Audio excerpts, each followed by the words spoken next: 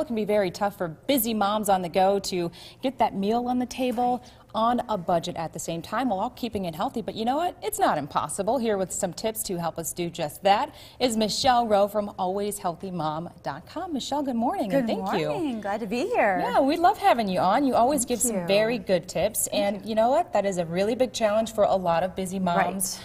Getting the meal on the table, but not breaking the bank at the same time. I hear over and over again, I can't feed my family healthy because it's too expensive. And I want to come here this morning to share with you, you can definitely raise a family and eat healthy without breaking the bank. Okay, so where do we start? Okay, so the first thing I always recommend is make a list before you go out. Okay? To the grocery store. Definitely. Okay. And that's going to really reduce your risk of buying things that you don't need like this. So that's going to add to your budget and it's not healthy at all. So make a list before you go anywhere. I love to plan out what we're having Monday, Tuesday, Wednesday, Thursday, and all the ingredients you need. You're going to stick to your list and you're going to decrease those impulse buys like the Twizzlers. I know, I'm guilty. I always do it. Have a light snack before you go. If you go when you're hungry, again, you're going to buy those donuts because they're calling your name. You're going to buy those cookies, and those aren't healthy, and they can be expensive too. Prepackaged foods tend to be a little bit more expensive. Okay, you're right about that. If I go on an empty stomach, I end up picking up all the junk that I don't really need. So. Right.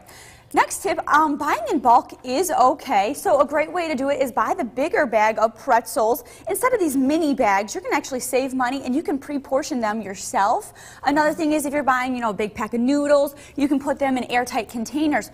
But China, it's only a savings if you actually use the whole amount. If you only have two people in your family and you're buying these huge amounts of food, a lot of it's going to go to waste. But my favorite is yogurt. You can buy this big tub of yogurt instead of these little portion and use some Tupperware to put it in. So you're going to actually save money big time there. Wow, didn't even think of that. And so you're right too, it depends on the amount of folks that you have in your house as well.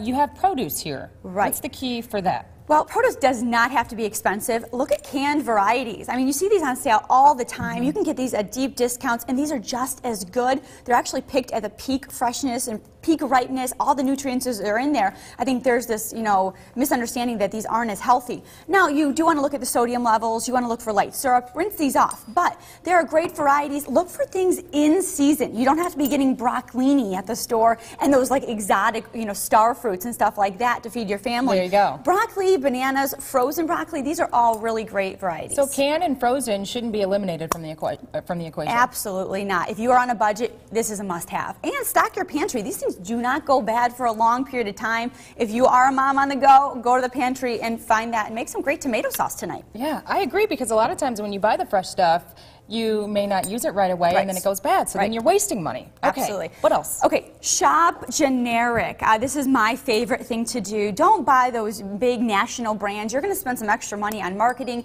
and shipping costs. So again, buy generic. You're going to get some great products.